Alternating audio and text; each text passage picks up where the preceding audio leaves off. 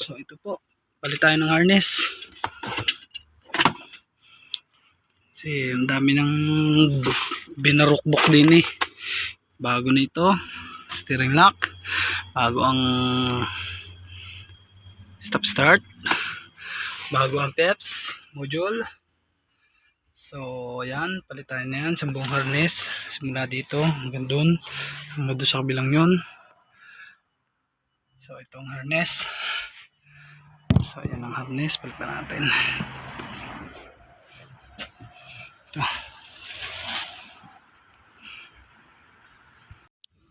So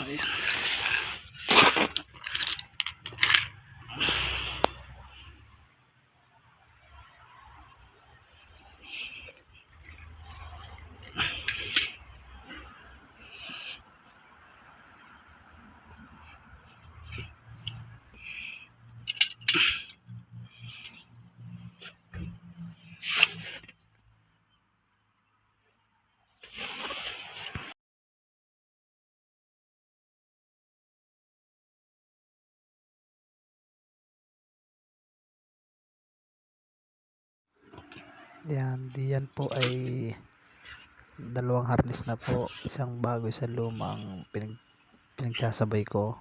Habang nag-aalis ako ng luma, kinakabit ko na yung bago dito sa may right side ko. Bago yan, luma dyan yung harness na isa, yan. Haba pong inaalis ko yung isang harness na luma, ikasunod na po yung bago. right. Yan po yung sa palikod, bago, at saka yung luma. Old new one. Ayan po bago, nando sa Ito. So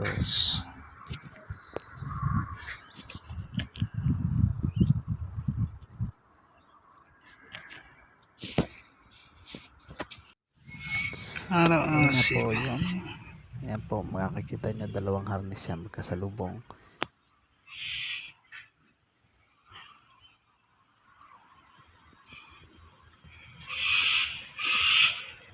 Ayan, tingnan po sa right side. Yan, baklas po talaga, mga upuan talaga po dapat. So lahat ng seat dito chair done. remove. So tayo mga gano, binalik ko na lahat. Binalik na natin lahat ng wire. Ito pinagpalitan nating wire. So ayan, dito paikot yan doon, paikot hanggang ceiling, hanggang dito paikot yan din eh. So binalik ko na lahat. Sorry. Ito, wala na yung putol-putol dito. So ayan, binalik na natin lahat. So tingnan natin kung ano. Ito yung luma. Ito yung luma.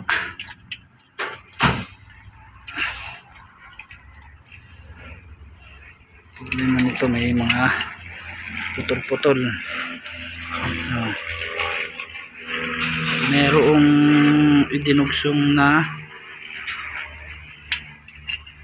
mga wire.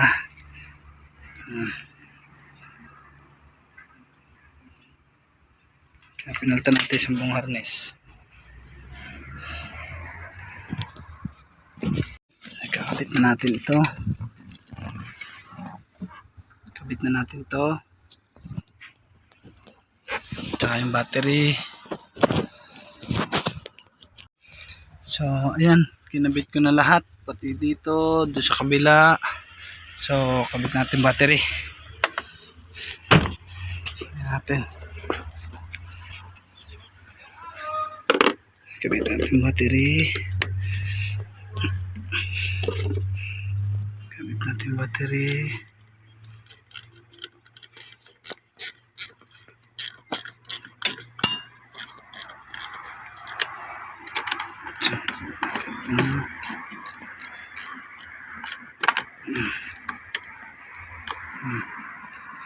tingnan natin kung mag-on na. Ito ay hindi nag-on. So yun, meron na akong ganun nakikita.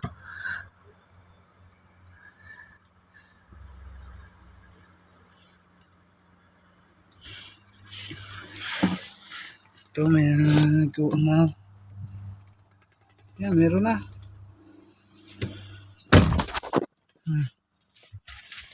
Saan susi mo?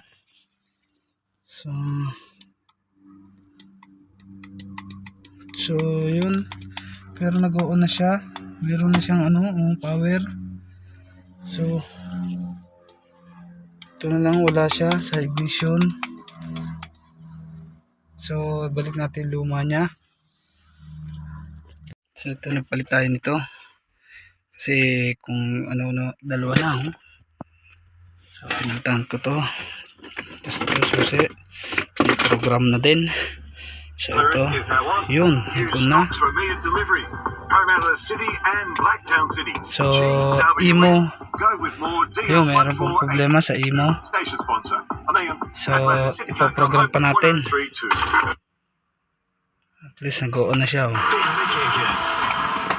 How you doing? Did you catch? So ayan, tingnan muna natin kung anong makikita sa hula.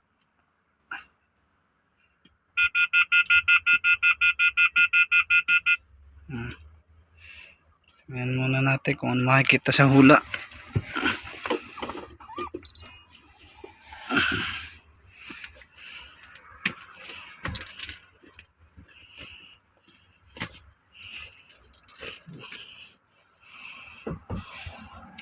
At least naka-on na yan.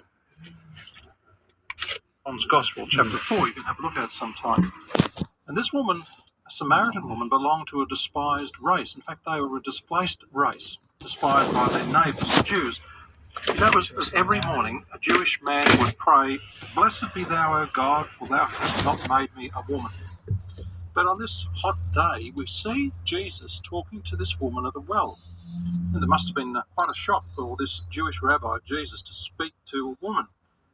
It just didn't happen. I mean, her role in life was to wait on men. She had no permanent status or security. And a woman's life was in a mess in those days. Now, she knew it, and so did Jesus. She had particular problems. And in that hot day, Jesus came straight to the point. He said, "You've had 5 men, and the one you have now, he said, is not your husband." That's John 4:17 and 18.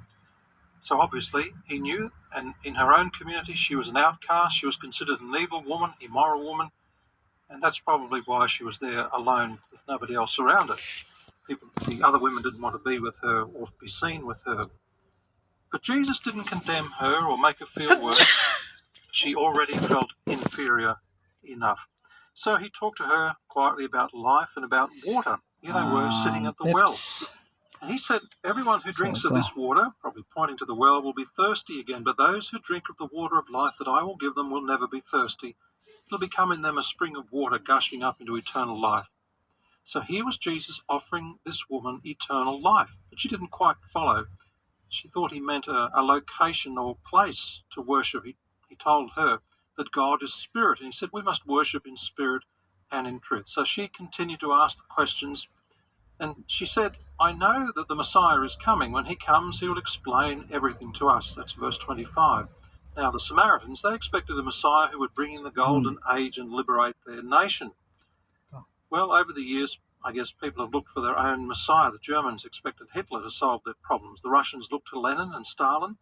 And the Jews of Jesus' day expected a Jewish Messiah who would drive out the Romans and make Jerusalem the city that should have been. But they were wrong. And this woman realized is what Jesus said, "I who speak to you am he. I am the Messiah."